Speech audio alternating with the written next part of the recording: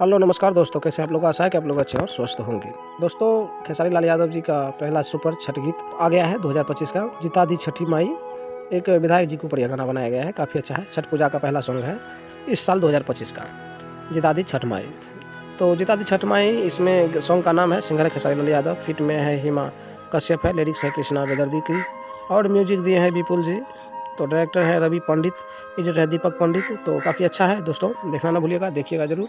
यह खेसारी लाल जी का पहला छठ गीत है, काफ़ी अच्छा है। और इसमें चुनाव को लेकर एक प्रकार के कहिए तो प्रचार है, किसी को संबोधन करके इसमें गाए हुए हैं, काफ़ी अच्छा है। आप लोग देखना ना भूलिएगा, देखिएगा ज़रूर। तो खेसारी लाल जी अच्छे वैसे कलाकार हैं और इनका गाना और जितना भी सोच होते हैं सारी चीज़ ये कुछ हटके होते हैं, अलग होते हैं। और घाट पर खुद झाड़ू लगाते हुए दिखे इस गाना में, काफ़ी अच्छा है।